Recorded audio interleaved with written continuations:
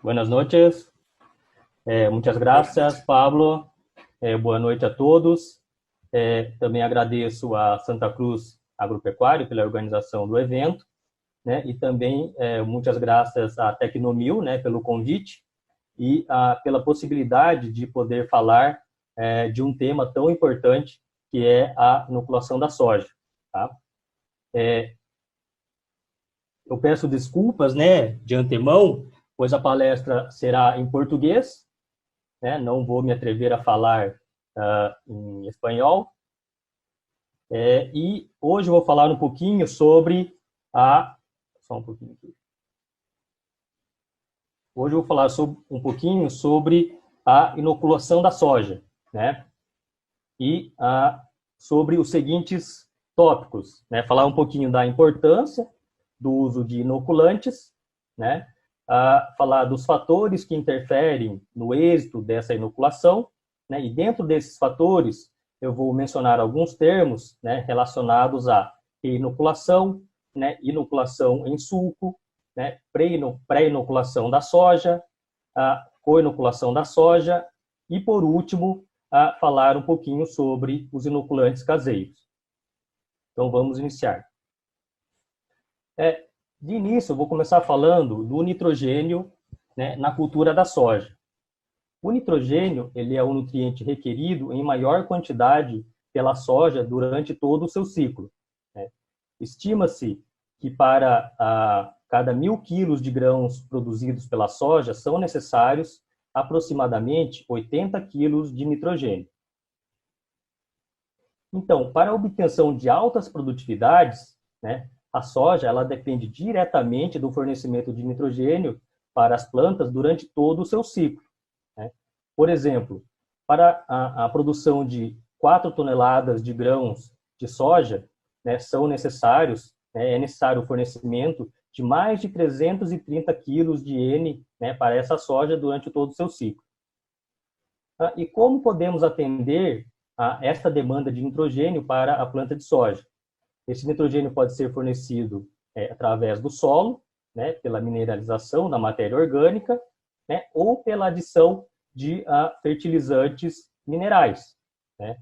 Mas a principal fonte de nitrogênio para a cultura da soja é obtida através do ar, né, do N2 que está presente no ar, né, através do processo de fixação biológica do nitrogênio.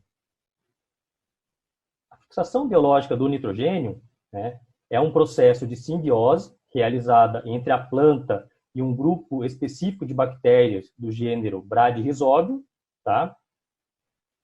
E nessa simbiose, a planta fornece alimento, que são os compostos orgânicos para a bactéria, e em troca, a bactéria metaboliza, né, esse nitrogênio atmosférico devido à presença da enzima nitrogenase, né, que essa bactéria possui, e fornece o nitrogênio numa forma assimilável para a planta. Ok? E como que ocorre o processo de formação dessa simbiose, né? Existe uma grande troca de sinais bioquímicos, né, através de moléculas. Então, a planta produz flavonoides, que são reconhecidos pelo rizóbio. Então, o rizóbio produz os fatores de nodulação e esses fatores de nodulação sinalizam para a planta o início da formação do nódulo. Então, com isso, são formados os nódulos, que é a estrutura específica dessa simbiose, né, onde estão alojados os rizóbios e onde ocorre o processo de fixação biológica do nitrogênio, né, dentro dos nódulos, que o N2 é quebrado pela enzima nitrogenase, numa forma assimilável para a planta, né? E como que essa nodulação ela ocorre no campo? De 5 a 8 dias depois da emergência, tem início a formação dos nódulos. No estágio V1 a V2, é possível verificar é possível observar de 4 a 8 nódulos por planta, né, de tamanhos variando de 1 a 2 milímetros. No estágio V3 e V4, deve-se observar, no mínimo, 10 nódulos por planta. Lembrando que no florescimento e no enchimento de grãos é onde se observa a máxima nodulação da soja. É importante realizar o monitoramento da nodulação da soja nas primeiras semanas, pois, se forem verificados problemas na nodulação, é necessário adotar medidas emergenciais o mais rápido possível para corrigir esse problema.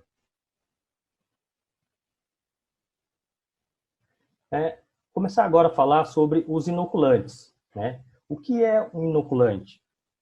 O inoculante é um produto comercial, contendo cultura de micro-organismos selecionados, vivos e purificados, com efeitos benéficos sobre o desenvolvimento das plantas. Esse inoculante ele tem formas adequadas de armazenamento e transporte, tem tempo de validade determinado, tem uma concentração mínima dessas bactérias que estão dentro do inoculante, que é garantida pelo fabricante. O inoculante deve conter as estirpes ou cepas autorizadas pelos órgãos oficiais, tem uma dose e forma recomendada de utilização e o produto ele deve ser registrado nos órgãos oficiais. O uso de inoculante na soja ela é uma tecnologia de baixo custo, mas de grande resultado, de grande retorno. O uso de inoculante, inclusive, dispensa a necessidade de aplicação de adubação nitrogenada na soja. Na safra 18 e 19 aqui no Brasil, estima-se que o uso de inoculantes na cultura da soja proporcionou uma economia de cerca de 13 bilhões de dólares em adubação nitrogenada que teria que ser utilizada se não fosse aplicada o inoculante de risóbio. O uso de inoculantes no Brasil, ela vem aumentando, ele vem aumentando safra após safra, e na safra 18 e 19, essa adoção do uso dos inoculantes chegou a 82%, o que representa aproximadamente 28 milhões de hectares de soja. Mas, apesar desse crescimento do uso dos inoculantes, não basta comprar o inoculante, é preciso utilizar adequadamente. Então, é necessário adotar boas práticas de inoculação para que você tenha sucesso na sua inoculação. Então, agora eu vou falar um pouquinho sobre alguns fatores que interferem no sucesso e na eficiência do uso do inoculante.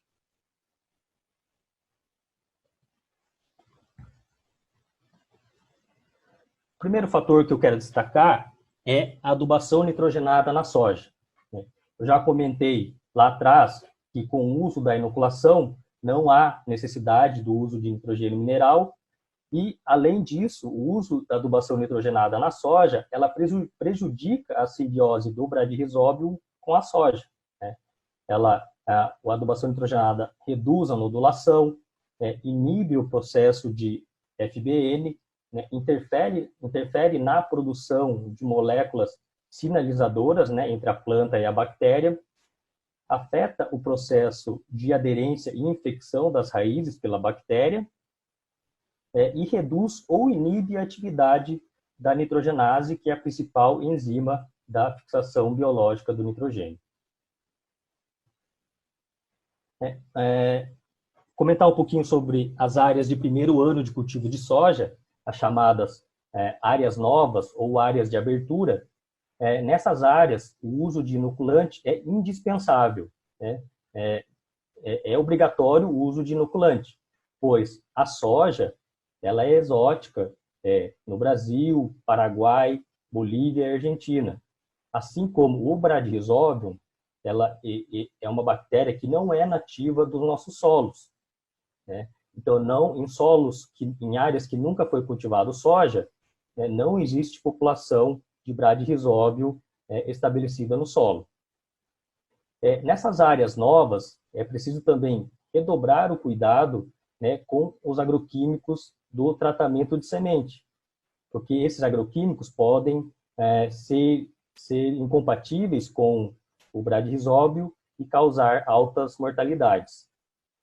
Então, nessas áreas de primeiro ano de cultivo, no mínimo, deve-se dobrar a dose do inoculante e, se possível, triplicar ou quadruplicar a dose de inoculante.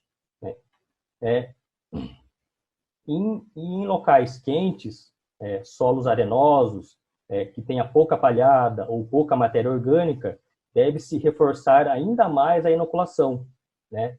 Porque esses locais são ambientes, áreas bastante restritivas que causam grande mortalidade e dificultam o estabelecimento da bactéria nesse solo, né? Então, reforçando a inoculação, busca-se garantir o maior número de células viáveis de rizóbio, né, nessa semente, para que você tenha uma maior nodulação e garantindo, assim, uma maior fixação biológica do nitrogênio e, no final, obtendo ganhos de produtividade devido a essa inoculação.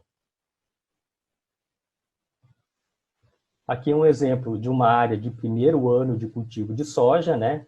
Aqui, onde não foi inoculada, onde a soja não foi inoculada com o bradyrhizóbio, a soja se desenvolveu bem pouco, né? E ela está amarelada. Já ao fundo, onde a soja recebeu inoculação, né, a planta se desenvolveu bem e ela está toda verde. Então, mostrando a importância da inoculação em áreas de primeiro ano de cultivo. E em áreas tradicionais de cultivo de soja, né, as chamadas áreas velhas, né, é necessário reinocular todos os anos, né, mesmo que eu tenha utilizado inoculante na safra anterior, né, eu preciso inocular novamente nessa safra? Sim, é necessário, né? Inclusive, deve-se inocular novamente a sua soja, né? A reinoculação anual, ela é importante.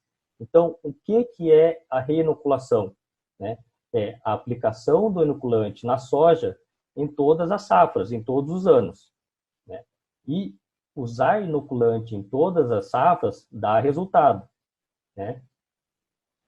Em mais de 80 ensaios conduzidos pela Embrapa, né, foram observados incrementos médios de produtividade em torno de 8% devido à reinoculação da soja.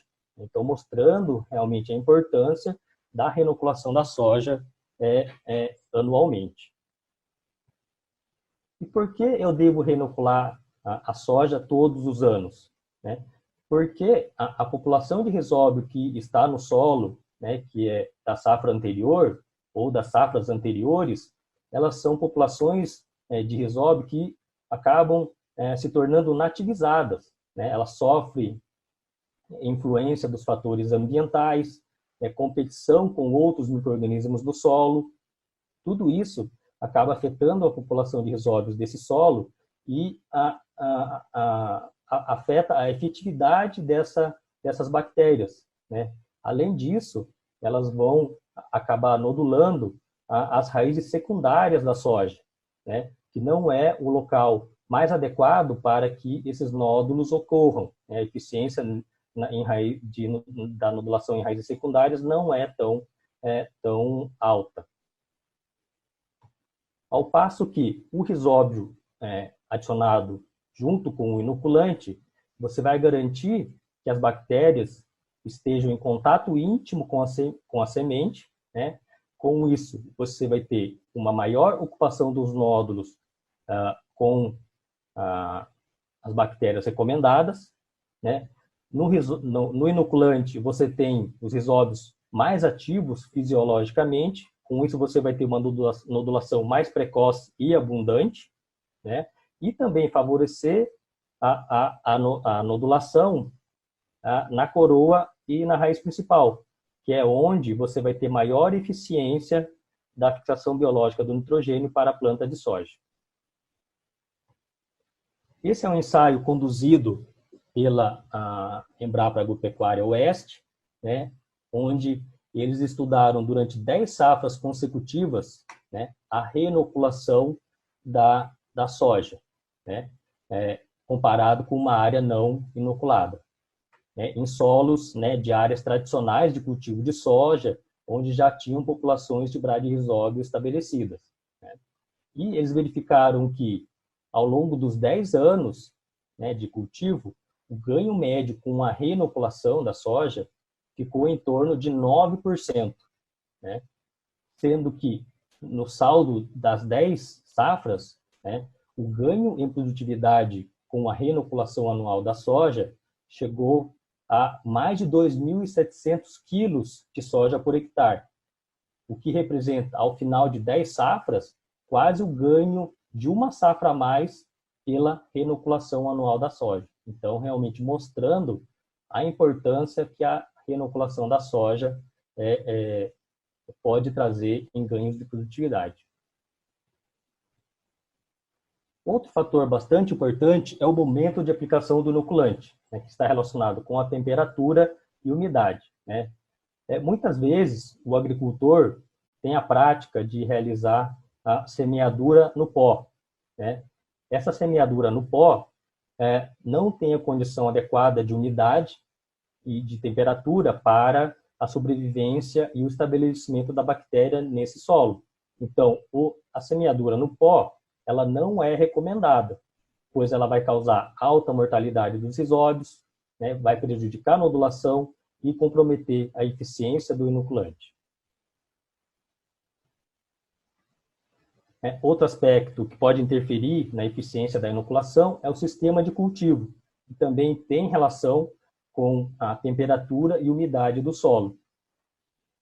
Pois sistemas de cultivo mais conservacionistas, como o plantio direto, que consegue manter, devido à palhada, uma temperatura do solo mais amena e também consegue manter uma umidade mais adequada, garante, né, uma maior sobrevivência do risóbio e que esse risóbio consegue se estabelecer nesse solo e podendo se associar à planta de soja.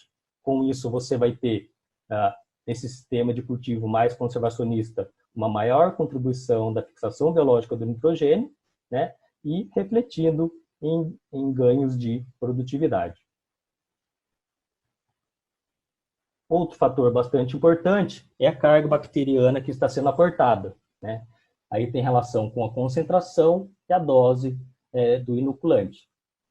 Utilizando-se um inoculante de alta concentração, no entanto, se for utilizado uma dose baixa, você vai atingir uma quantidade de bactérias por semente que está abaixo do mínimo recomendado pela pesquisa, que é de 1.200.000 bactérias por semente, que é o mínimo para garantir uma boa nodulação da soja, né?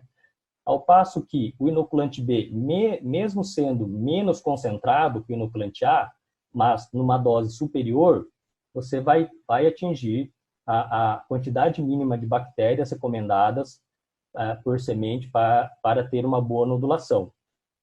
E, finalmente, o inoculante C, que é um inoculante altamente concentrado, mesmo numa dose menor do que o inoculante B, ele vai ter uma alta carga bacteriana sendo aportada por semente, o que vai garantir, né, maior segurança do sucesso da inoculação dessa semente. Então, a carga bacteriana aportada também é importante. Outro aspecto que deve-se ter em conta é o tratamento químico de sementes, né? Hoje, a semente de soja vem recebendo muitos produtos, né, como fungicida, micronutrientes, inseticidas, estimulantes, né, nematicidas. E no meio de tudo isso está o inoculante, né? E muitas vezes, todos esses produtos não são compatíveis com o inoculante. Com isso, pode ocorrer uma alta mortalidade de bactérias, né, e afetar a nodulação dessa soja. Então, sempre tem que ter o cuidado de verificar a compatibilidade dos inoculantes com os agroquímicos, né, e evitar ao máximo o contato desse inoculante com esses produtos. Por isso, recomenda-se sempre, no tratamento de semente, aplicar o inoculante por último, né, na ordem dos produtos, e nunca fazer a mistura do inoculante com outros produtos. Então, uma ótima alternativa para fugir do efeito prejudicial do tratamento de sementes sobre os risóbios é a inoculação da soja via suco de semeadura, né? Então, a inoculação da soja nessa modalidade é a aplicação do inoculante no sulco no momento da semeadura da soja, né? E vou destacar aqui algumas vantagens da inoculação do sulco, que é a menor exposição das bactérias aos agroquímicos do tratamento de semente, maior facilidade para aplicar o inoculante, né? Menor mortalidade das bactérias durante a inoculação e aplicação, possibilidade de aportar uma maior carga bacteriana para colonizar as raízes. Ok? Quando for trabalhar com inoculação da soja via suco de semeadura, é preciso ter alguns cuidados, né? Trabalhar sempre com no mínimo 3 vezes a dose de inoculante que é trabalhado no tratamento de semente, dependendo da condição da área, trabalhar com no mínimo 5 doses em relação ao tratamento de sementes, e sempre trabalhar com um volume de calda mínimo de 50 litros por hectare. Esse aqui é um exemplo mostrando a viabilidade, né, da inoculação da soja via suco de semeadura, tanto em área velha quanto em área nova, né? Então vejam aqui que a inoculação da soja via suco de semeadura, ela é viável e pode-se obter produtividades até superiores do que a inoculação da soja via semente, tanto em área velha quanto em área nova. A outra modalidade de inoculação da semente de soja é a pré-inoculação. O que é a pré-inoculação? É a aplicação antecipada do inoculante de Bradyrhizobium na semente de soja. Isso permite ao agricultor uma flexibilidade para que ele escolha o melhor período para realizar o plantio. Mas deve-se ter cuidado ao utilizar essa modalidade de inoculação, pois deve-se utilizar produtos que tenham eficiência comprovada dessa inoculação antecipada. Ou seja, esse produto tem que ter a mesma eficiência do que quando o produto é adicionado no dia, quando a soja é inoculada no dia do plantio, né? E esse produto tem que ter registro no Ministério da Agricultura. E sempre, né, seguir as recomendações do fabricante com relação à dose, compatibilidade de tratamento químico em sementes, né, e o tempo de pré-inoculação. Bom, então, pessoal, seguindo, né, adotando essas boas práticas de inoculação, você vai ter sucesso na sua inoculação e a sua soja vai colher os benefícios do processo de fixação biológica do nitrogênio, né, e obtendo aumentos de rendimentos, aumento de produtividade. No entanto, ainda é possível aumentar ainda mais a eficiência da inoculação e da fixação biológica do nitrogênio na sua soja, né, através do quê? De inovação tecnológica. Vou destacar duas aqui. A primeira é o uso de indutores de nodulação. Vocês se lembram, lá num dos primeiros slides que eu falei do processo de formação da simbiose, uma das moléculas que são produzidas, né, para sinalizar a planta a formar os nódulos é o fator de nodulação, né? Então, qual é a inovação tecnológica nesse caso? São os inoculantes de risóbios enriquecidos com indutores de nodulação que já estão prontos para iniciar a formação dos nódulos. Com isso, você vai ter uma formação de nódulos antecipada e uma maior eficiência e contribuição da FBN para a cultura da soja. A segunda inovação tecnológica que eu quero destacar para vocês é a co-inoculação da soja. Né? O que é a co-inoculação da soja? É o uso de mais de um micro-organismo benéfico para as plantas, visando maximizar a contribuição dos mesmos pelo sinergismo entre esses micro-organismos. No caso da soja, a inovação é o uso de Azospirillum brasilense, juntamente com o Bradyrhizobio, no momento da semeadura da soja. E o que é o Azospirillum brasilense? O Azospirillum é uma bactéria promotora de crescimento de planta, inicialmente registrado para uso em gramíneas. Ele é um grande produtor de reguladores de crescimento vegetal, ou seja, fitohormônios. Também é uma bactéria fixadora de nitrogênio. Alguns anos atrás, ela teve a sua eficiência comprovada também para a cultura da soja. E quais são os benefícios do Azospirillum brasilense para a cultura da soja?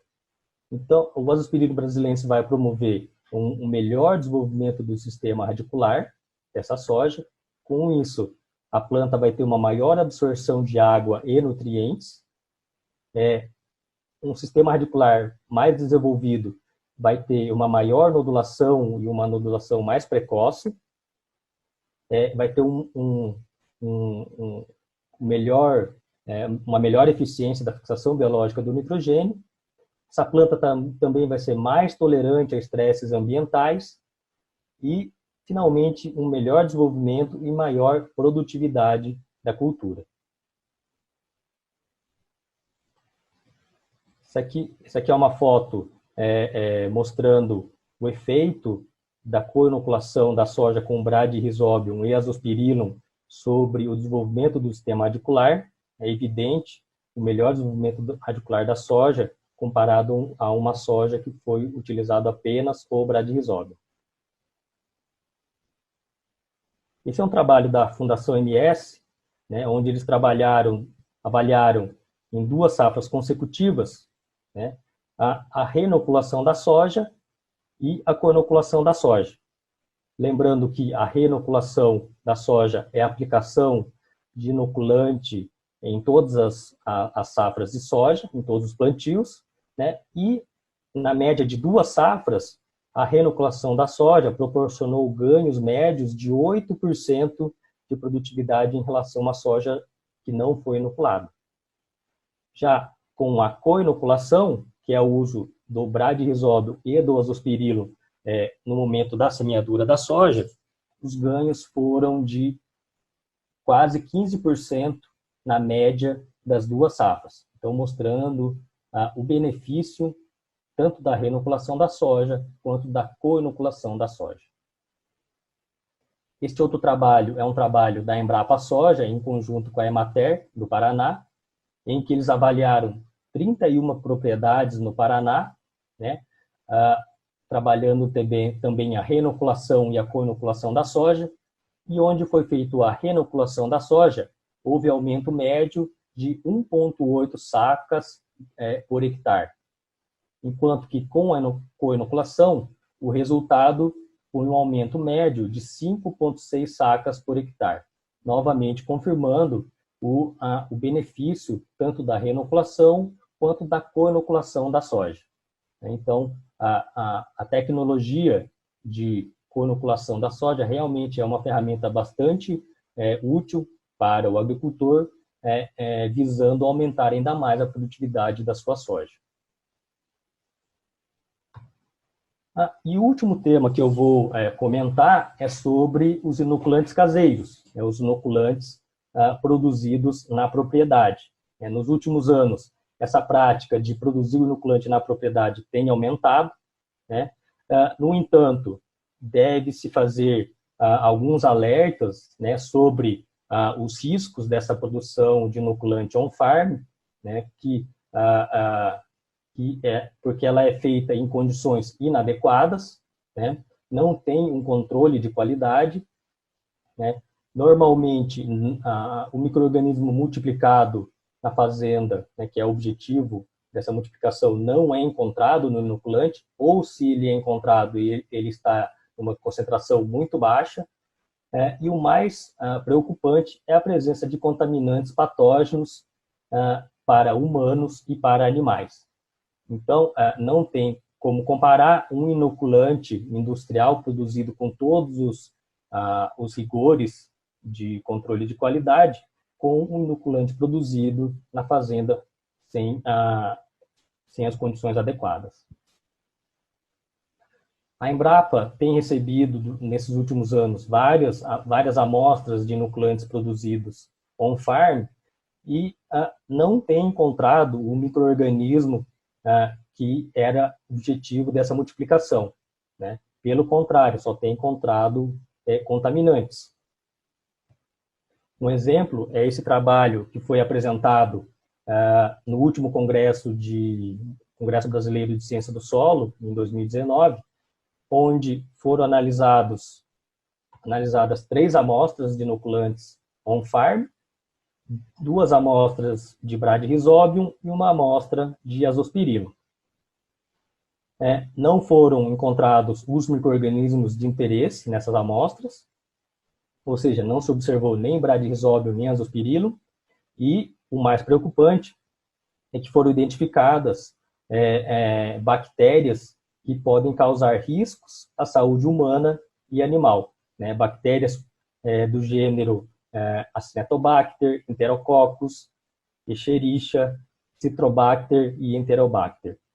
Então, fica um alerta, né, para o risco dessa prática de produção de inoculante na fazenda. Então, deve-se buscar sempre usar inoculantes de qualidade e de origem segura. O próximo palestrante, que é o Jim, vai falar mais detalhadamente sobre esse assunto. Pessoal, era isso que eu tinha para falar. Eu agradeço a atenção